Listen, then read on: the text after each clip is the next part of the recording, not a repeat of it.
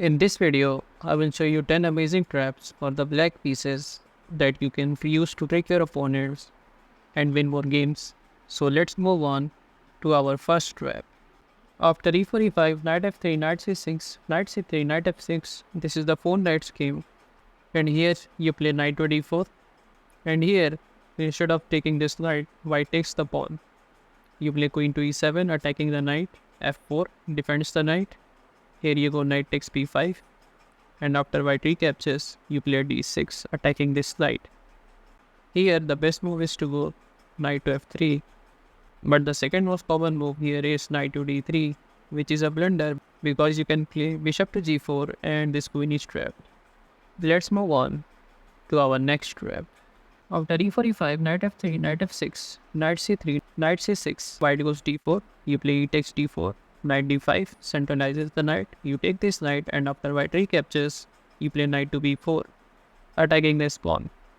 Bishop c4 defends the pawn, you play queen e7 check, and here, instead of blocking with the queen, white goes king e2, threatening to pin your queen. But you completely ignore this and play this tricky move g6. White goes rook e1, thinking that he has pinned your queen. But this is a big blunder because you can play bishop h6 check. You have to block with the rook, and then you go bishop takes e3, and after f takes e3, you play queen takes e3, checkmate. And you just win the game in 11 moves. Let's move on to our next trap. After c4, e5, knight c3, knight f6, knight f3, knight c6, this is the 4 knights English, and here white goes d4, attacking the center, you play e takes d4, knight takes d4, and here you go bishop to b4, pinning this knight to the king. Bishop g5, pinning your knight to the queen, you just castle here, and here white goes g3, preparing to fianchet to his bishop, you play queen e7, knight b5, threatening to take this pawn, you play d6, defending the pawn, e3, kicking this bishop, but you shock him with knight to e5. Here, if he doesn't take the bishop and play something like bishop to g2, then you can bring your bishop back and then continue to play. But here, the most common move is pawn takes bishop, which is a blunder because knight to f3 is a checkmate. Let's move on to our next trap. After e4, e5, knight f3, knight c6, white goes d4. You play e takes d4, bishop c4 is a Scotch gambit. You play bishop c5, and here white castle. You play d6, opening up the bishop. Knight g5, hitting that 7 pawn, but you go knight to e5, attacking the bishop and also defending the threat of f7. Bishop b3, you play h6, kicking the knight. And here, white goes queen to h5, pinning this pawn. You play queen to f6, white goes f4, attacking your knight. And here you play d3, which is a discovered shape, so king h1. And then you go g6, attacking the queen. White goes queen d1. And here you take this knight in the pawn, white takes your knight, also attacking your queen. But here you shock him with rook takes h2 check. Now he is forced to capture, and then you go queen h8 check, king g3, and then you go queen to h4 check, and after king f3, queen to g4 is a checkmate. Let's move on to our next trap. After e4, c5, knight f3, knight c6, here white goes bishop to b5. You play a6.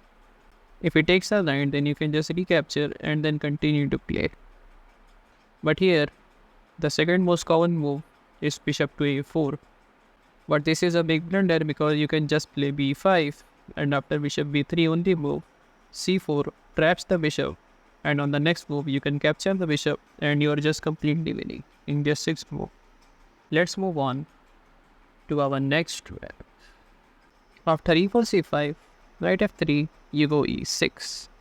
White goes d4, takes, and then you go a6. Here, the best move is knight to c3, developing the knight. But here, hundreds of players have gone bishop to f4, which is a big mistake because after e5, We have to take, otherwise he loses the knight. Then you can take queen to a5 check and then take the bishop. Let's move on to our next. After e4, c6, c4, you play d5, takes, and then you go knight f6, attacking this pawn. White goes bishop b5 check, you block with the bishop c4, defends the pawn, and here you go queen to c7, attacking the bishop. And here, white goes with a tricky move, queen to b3, threatening to push this pawn and also take on f7. But this is a big blunder because you can play b5, counter-attacking the bishop. And after bishop takes b5, you can just take this bishop and you are completely winning. Let's move on to our next trap. After e4, c6, d4, d5, knight c3, you play d takes e4, knight takes e4, you go knight f6, and here white takes this knight, you recapture with the pawn. Bishop c4 is a common move here. You play queen to e7 check, white blocks with the queen, and here you play bishop to e6. Here if he takes the bishop, then you can just recapture and then continue to play. But here the second most common move is bishop to e3, preparing to castle. But this is a big blunder because you can play queen to b4 check, forking the king and the bishop, and after bishop d2 you can take this bishop and you are completely winning. Let's move on to our next trap. After e4, e5, knight f3, knight c6, bishop c4, you play f5. And here, white goes d3, defending this pawn. You play bishop c5, this is the Lucchini gambit. White goes knight g5, threatening a 4 pawn f7. You play f4, blocking this bishop. Knight f7, pokes the queen and the rook. But you go queen to h4, threatening mate in 1. g3 by white. You play queen h3, and here white takes the rook. You just play d5, striking in the center, bishop takes, and then you go bishop to g4. If white goes queen to d2, then knight to d4 is bad for white. So here he goes f3. And here you just sacrifice your bishop and play f takes g3. White takes your bishop and then you go g2, attacking the rook, rook g1. But then you can just take this rook, and after queen to d2, you can just take this pawn and it's over for white. Let's move on to our next trap. After e4, e5, knight f3, knight c6, white goes bishop b5, you play f5. And here, white takes your knight, and after you recapture, white goes knight takes e5. But you go with this tricky move, queen to d4, attacking the pawn and the knight. So here white goes queen to h5 check, thinking that after g6, he can take this pawn with the knight. But after h takes g6, the rook is defended by the queen. So he have to save his queen. Say he goes something like queen takes g6, then after king to d8, you are up a piece and completely winning. Well, this is not the end. If you want to learn some more chess traps like these, then you can check out this left playlist. And if you want to learn some chess openings, then you can check out this right playlist. And if you don't want to miss more amazing videos like these, then don't forget to subscribe.